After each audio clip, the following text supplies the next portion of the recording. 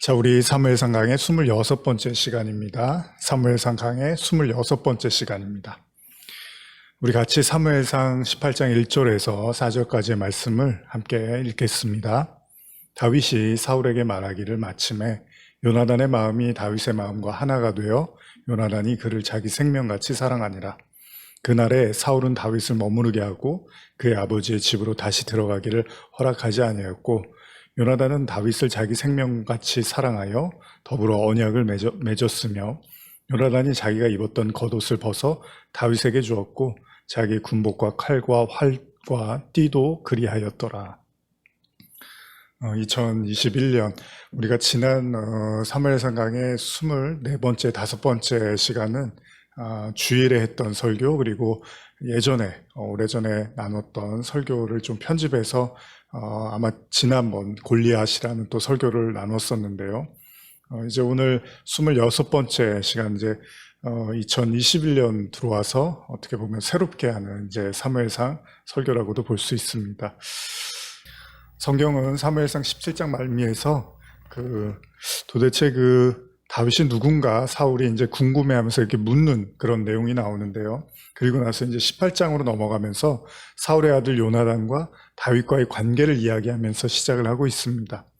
우리도 이미 잘 아는 것처럼요, 다윗과 요나단은 엄청난 그 우정을 과시를 했죠.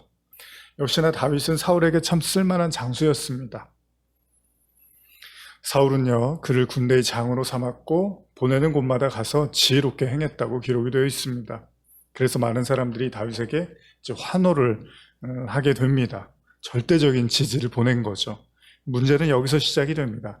다윗이 블레셋 사람을 죽이고 돌아오는 길에 많은 여인들이 다윗을 환영하면서 이제 노래를 부르게 되는데, 이때 이 노래가 화근이 되는 거죠. 뭐죠? 사울이 죽인 자는 천천히요, 다윗은 만만히로다. 그렇습니다. 사울에게 질투가 시작이 된 거죠. 자신과 비교를 하면서 다윗을 쳐올리는 사람들의 그 반응에 사울은 영 신경이 거슬린 겁니다. 사실 누구나 그렇지만요, 비교하는 걸 좋아하는 사람은 없습니다. 누구나 비교받는 것을 불쾌하게 생각하고, 그리고 그가 나보다 내가 그보다 못하다, 이런 의미로 이야기를 하면 더더욱 기분이 나빠하겠죠. 어찌되었건 간에 사울은 이 말에 무척이나 빈정이 상하였고 결국 다윗을 다른 이제 시각으로 보게 되는 거죠. 네, 사무엘상 18장 8절 9절인데요. 우리 한번 같이 읽어볼까요? 사울이 그의 말에 불쾌하여 심히 노하여 이르되 다윗에게는 만만을 돌리고 내게는 천천만을 돌리니 그가 더 얻을 것이 나라 말고 무엇이냐 하고 그날 후로 사울이 다윗을 주목하였더라. 자, 그리고 나서 성경은 또다시 사울에게 악신이 임해서 그가 괴롭힘을 당했다고 기록을 하고 있습니다. 한번 계속 읽어볼까요? 사무엘상 18장 10절에서 12절입니다. 그 이튿날 하나님께서 부리시는 악령이 사울에게 힘있게 내림에 그가 집 안에서 정신없이 떠들어대므로 다윗이 평일과 같이 손으로 수금을 타는데 그때 사울의 손에 창이 있는지라. 그가 스스로 이르기를 내가 다윗을 벽에 박으리라 하고 사울이 그 창을 던졌으니 다윗이 그의 앞에서 2번 피하였더라. 여호와께서 사울을 떠나 다윗과 함께 계심으로 사울이 그를 두려워한지라. 이미 앞선 사무엘상 16장에서 다윗이 사무엘로부터 기름 부음을 받을 때 사울에게 악신이 임하였다고 기록되어 있죠. 그리고 이렇게 사울이 악령에 휩싸여서 번뇌와 고통의 시간을 보내고 있을 때 그를 해방시켜준 사람이 다름 아닌 다윗이었습니다. 그러니까 다윗은 이미 사울에게 생명의 커다란 은인과도 같은 사람이었습니다. 그럼에도 사울은 자신의 2번째 악령으로부터 도와주려고 수금을 타려는 다윗을 향해서 창을 던지려고 했던 거죠. 가만히 생각해 봅시다. 지난번 사울은 악령으로 인해서 번뇌하는 자신을 도와달라고 다윗을 요청했습니다. 그러나 이번에는 그때와 달리 다윗을 죽이려고 들고 있습니다. 또한 사울에게 악령이 임한 시점 역시도 블레셋과의 전장에서 최선을 다하고 공을 세웠던 다윗을 신뢰하던 중에 사람들이 자신보다 다윗을 치켜세우자 불쾌하면서 악령이 임하기 시작한 거죠. 무슨 이야기입니까? 너무나도 간단합니다. 자신의 왕권이 빼앗길 기미를 보이면 괴로워하기 시작하더라는 겁니다.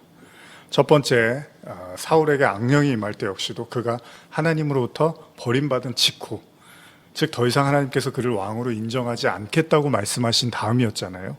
그러니까 사울에게 있어서 가장 큰 문제는 누군가 자신의 왕의 자리를 침범하려고 들면 그걸 굉장히 못 견뎌 하더라는 겁니다. 물론 다윗이 하나님의 기름 부음 받은 자이지만 다윗은 사울을 공격할, 그리고 그의 자리를 빼앗을 어떤 의도도 가지고 있지 않았습니다. 오히려 악신으로 인해서 고통받는 왕을 달래주기 위해서 수금을 타고 있었던 건데, 그런 그를 향해서 창을 던지고 그것도 2번이나 그를 죽음의 위협에 빠뜨리게 된 거죠. 그렇습니다. 사울의 문제는 바로 이 왕의 자리였습니다.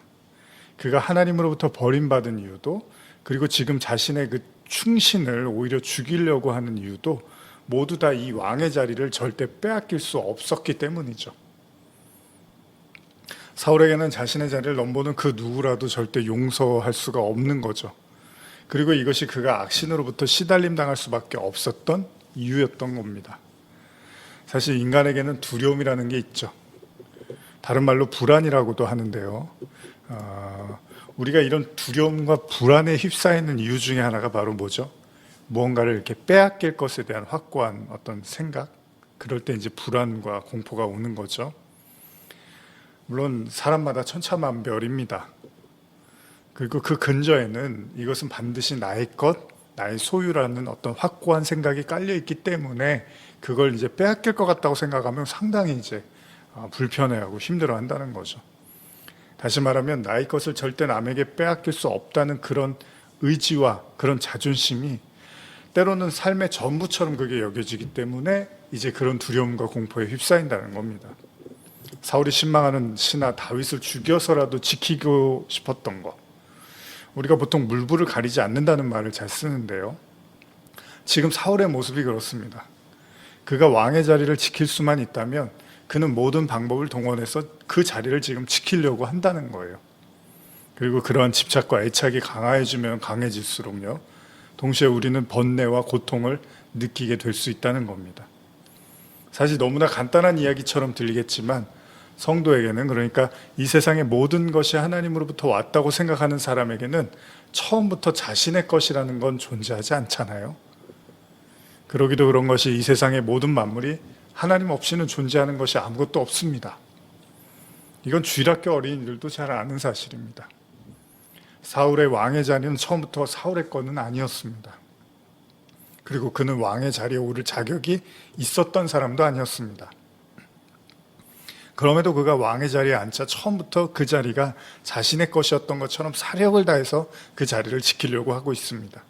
그리고 나아가서는 조금이라도 자기에게 장애물이 될 것 같은 사람이 생기면 바로 없애버리는 이런 살인까지도 서슴지 않고 있었다는 겁니다. 어떤 의미에서 우리가 무언가에 집착하고 그 소유를 자신의 것으로 규정하는 순간 우리는 하나님과 전쟁을 벌이는지도 모릅니다. 안타깝게도요, 지금 사울이 죽이려고 하는 그 질투와, 그리고 그래서 그를 죽이려고 하는 그가 바로 하나님의 기름 부음 받은 사람이었기 때문입니다. 이건 다른 의미에서 사울은 자신의 자리를 위협하는 존재가 하나님이라 할지라도 가만히 있지 않겠다는 것을 의미하기도 한다는 겁니다. 여러분, 전도서 말씀을 보면 이런 말씀인데 제가 한번 읽어드릴게요. 전도서 2장 20절에서 23절입니다. 이러므로 내가 해 아래에서 한 모든 수고에 대하여 내가 내 마음에 실망하였도다. 어떤 사람은 그 지혜와 지식과 재주를 다하여 수고하였어도 그가 얻은 것을 수고하지 아니한 자에게 그의 몫으로 넘겨주리니 이것도 헛된 것이며 큰 악이로다. 사람이 해 아래서 행하는 모든 수고와 마음에 애쓰는 것이 무슨 소독이 있으랴. 일평생에 근심하며 수고하는 것이 슬픔뿐이라. 그 마음이 밤에도 쉬지 못하나니 이것도 헛되도다. 전도서 말씀인데 한번 현대어로 다시 한번 읽어드릴게요. 나는 이 세상에서 무엇인가를 이루고자 애쓸 명분도 의욕도 다 잃어버렸다. 재와 지식을 짜내고 온갖 기술을 다 동원하여 내 평생 이루어 놓은 일을 아무런 수고도 하지 않은 사람에게 그것도 전혀 보상도 없이 넘겨줘야 한다는 것은 허무하고도 아주 잘못된 일이다. 사람이 일평생을 수고하여 얻는 것이 도대체 무엇인가? 낮에는 슬픔과 걱정에 쌓인 채 살고 밤에조차 쉬지 못하고 괴로 몸부림을 친다면 세상사가 그저 우스꽝스러울 뿐이다. 그렇습니다. 전도전은 말합니다. 인간이 모든 에너지를 다 동원해서 쌓아놓은 업적과 재물이요, 결국 그 누군가에게 그냥 넘겨지게 될 건데, 그걸 위해서 그렇게 몸부림치고 밤낮을 괴로워하면서 사는 것이 도대체 무슨 의미가 있냐고 우리에게 말하고 있다는 겁니다. 어찌 보면 우리가 소유하려고 하는 그것들이 결국 우리를 소유하게 되는 거죠. 나중에는 그 소유 위에 우리가 군림하는 게 아니라 그 소유가 우리를 종살이에게 만들지도 모른다는 겁니다. 이제 사울도 너무나 깊은 수렁에 빠지고 말았습니다. 그가 그토록 집착하고 애착하는 그 왕의 자리가요, 이제 사울을 괴롭히고 번뇌하게 만들고 정말 힘들게 만듭니다. 심지어는 자신에게 호의를 베풀고 충성을 다하려고 하는 그 부하조차도 오히려 신뢰하지 못하고 죽이려고 하는 이런 안타까운 상황에 이르게 된 겁니다. 어쩌면 이제 그는 왕의 자리에 중독이 되었는지도 몰라요. 그러나 성경은 이것을 단순히 사울 왕 개인의 모습으로만 말하고 있는 건 아닙니다. 이런저런 이유로 하나님을 무시하면서까지 무언가를 손에 놓고 싶어 했던 이 세상 모든 아담들의 이야기이기도 하다는 겁니다. 사무엘상 18장 12절 보시면요, 여호와께서 사울을 떠나 다윗과 함께 계심으로 사울이 그를 두려워한지라. 사무엘이요, 사울에게 당신은 이제 하나님께 버림받았다, 이런 이야기를 이제 사울이 듣잖아요. 사무엘을 통해서. 그때만 해도 이렇게 실감이 나지 않았을 거예요. 그런데 실상 자기의 이제 위치를 위협해 보이는 하나님의 사람 다윗이 등장을 하자 사울은 비로소 깨달았는지도 모릅니다. 뭘요? 하나님이 더 이상 자신과 함께하지 않는다는 걸 말입니다. 오래전에 제가 찬양 앨범을 듣다가 이런 멘트, 찬양 이렇게 인도하시는 분이 멘트를 하시잖아요. 이런 멘트를 들었는데요, 아마 이런 이야기였던 것 같아요. 모든 것을 얻어도 하나님이 함께하지 않는다면 모든 것을 잃는 것입니다. 그러나 모든 것을 잃었다 하더라도 하나님이 함께 하신다면 모든 것을 얻은 것입니다. 그렇습니다. 사울은 모든 것이라고 생각되는 왕의 자리를 얻었지만 결국 그는 하나님은 잃어버리고 말았습니다. 그는 모든 것을 얻었다고 자부했는지는 모르겠지만 사실은 그는 모든 것을 잃어버린 사람이 되고 만 것입니다. 여러분들은 실감합니까? 제가 지금 말씀드리는 이 고백에 대해서 여러분도 동의할 수 있습니까? 오늘날 이 세상을 살아가면서 저마다 저것만 있으면 되겠지, 저것만 가질 수 있으면 내 모든 것을 바쳐서라도 충분히 가치가 있을 거야. 많은 사람들이요, 전도자가 말한 것처럼 그 무언가를 위해서 자신의 힘과 모든 노력을 다해서 밤낮으로 잠도 못 자면서 수없이 고민하고 번뇌하면서 그 무언가를 얻기 위해서 엄청난 전쟁을 치르고 살고 있습니다. 그런데 한 가지 중요한 사실이 있습니다. 그들에게 주어진 인생의 시간 동안에 그들이 아무리 많은 것들을 얻었다 하더라도요, 그들이 하나님을 잃어버렸다면 사실 그들은 모든 것을 잃어버린 것과 다름이 없다는 것입니다. 그러니까 사울이 왕의 자리를 지켰는지는 모르지만 사실 그는 그것 때문에 수많은 나날을 그 자리 때문에 괴로워하며 살았다는 거예요. 참 아이러니하지 않습니까? 자신을 제일 행복하게 만들어줄 것이라고 생각했던 그것 때문에 오히려 가장 자신을 힘들고 괴롭게, 그것이 오히려 자기를 가장 힘들게 만들더라는 거예요. 그러면서도 절대 포기하지도 놓는 법이 없습니다. 오히려 생명의 은인조차도 못 알아보고 하나님의 사람인지도 알아보지 못하고 질투와 분노와 광기에 사로잡혀서 그 악신의 미혹 속에서 마음을 종잡지를 못하는 거예요. 왜요? 그 왕의 자리 하나를 내놓을 수가 없어서. 먹음직스러워 보였던 선악과가 인간에게 쓰디쓴 고통의 결과를 초래했듯이요, 만인에게 인정받고 만인을 다스릴 수 있는 최고의 위치에 올랐음에도 여전히 행복하지도 즐겁지도 않아 보입니다. 그저 번뇌만 계속될 뿐입니다. 하나님의 보호를 받지 못하고 하나님의 인도를 받지 못하는 자의 삶, 바로 그것이 사울의 삶이었습니다. 이제 그가 오히려 안타까워 보이기까지 합니다. 인간의 죄성은 우리에게 여러 가지 인식의 오류를 가져오는지도 모릅니다. 행복이라는 건 최소한 사울의 삶과는 거리가 멀어 보입니다. 그렇기 때문에 우리 스스로에게도 자문해 봅니다. 정말 모든 것을 잃어도 하나님이 함께 하신다면 모든 것을 가진 자라고 그렇게 믿을 수 있을까? 반대로 모든 것을 얻었다 하더라도 하나님이 함께 하지 않는다면 모든 것을 잃은 자의 삶이라고 생각되어지는가? 분명한 사실은요, 사울에게 더 이상 하나님이 함께 하시지 않자 그가 두려움의 나날들을 보내야만 했다는 겁니다. 자신의 소유에 대한, 자신의 자리에 대한, 그리고 자신을 위협하는 자들에 대한, 오늘 이 순간을 살아가는 우리에게 한번 묻고 싶습니다. 우리는 뭐를 쫓고 있고 우리는 뭐를 위해서 그토록 많은 에너지와 노력과 번뇌를 하고 있는 걸까? 한번 진지하게 생각해 볼 필요가 있습니다. 말씀을 마무리하면서 전도서의 몇 구절들을 읽어보면서 마무리하고 싶습니다. 제가 현대어로 한번 전도서 2장 1절에서 13절까지를 설교를 마무리하면서 여러분께 읽어드리겠습니다. 나는 마음속으로 이렇게 다짐하였다. 자, 이제는 쾌락을 누리리라. 그래서 내 인생을 마음껏 즐기리라. 그러나 이것도 헛되다는 것을 깨달았다. 웃으며 희희낙낙한 그것들이 도대체 무엇이란 말인가? 나는 이 세상에서 짧은 인생을 사는 동안 인간이 할 수 있는 유익한 일이 무엇인가를 깨달으려 어리석음을 피하고 내 마음을 지혜로 다스려 나갔다. 그러나 한편으로는 포도주로 육신의 쾌락을 누리는 방법도 궁리해 보았다. 나는 인생의 만족을 얻고자 사업도 크게 벌려보았다. 여러 채의 집을 짓고 수많은 포도원을 가꾸었으며 아름다운 정원과 동산을 꾸며 갖가지 과일나무를 심고 곳곳에 저수지를 파서 농장에 물이 마르지 않게 하였다. 또 나는 노예들도 사들였다. 이 남녀 노예들은 내 집안에서 더 많은 노예들을 낳아주었다. 또 소떼와 양떼도 길러내어 나보다 먼저 예루살렘에서 다스린 어떤 왕보다도 더 많은 가축을 키웠다. 수많은 점령 지역의 왕들에게서 조공을 거두어 들인 금과 은도 날로 불어나갔다.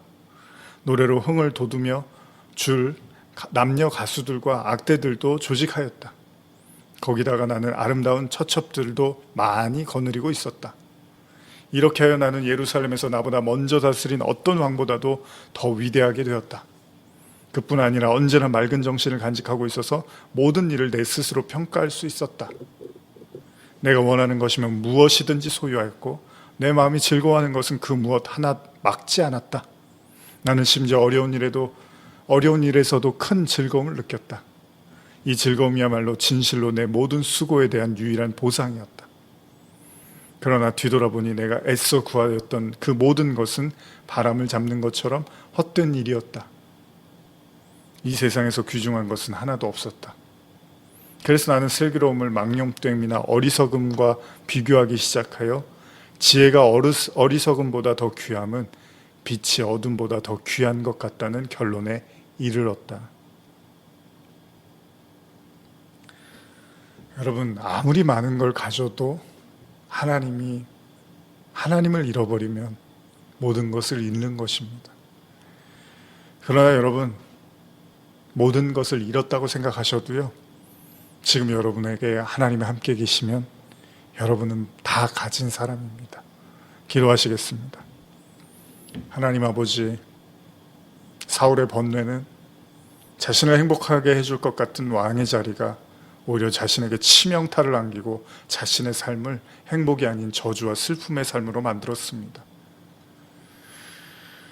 오늘 우리에게 하나님의 은혜를 구합니다. 한 영혼이 온 천하보다 귀하다고 말씀하셨던 주님, 우리도 고백하고 싶습니다. 온 천하보다 하나님 한 분이 훨씬 소중함을, 모든 것을 잃는다 하더라도 하나님이 함께 하신다는 그것이 우리에게 전부임을 말입니다. 주님, 오늘 이 고백을 하기를 원하며 주님께 나아가는 모든 연약한 심령 가운데 주님 함께 하여 주시고, 어떤 상황 속에서도 하나님이 함께 하시다는 그 사실이 우리에게 가장 부유한 자임을 인정하며 고백하며 믿으며 나가게 하여 주시옵소서. 감사드리며 예수님의 이름으로 축복하며 기도드립니다. 아멘.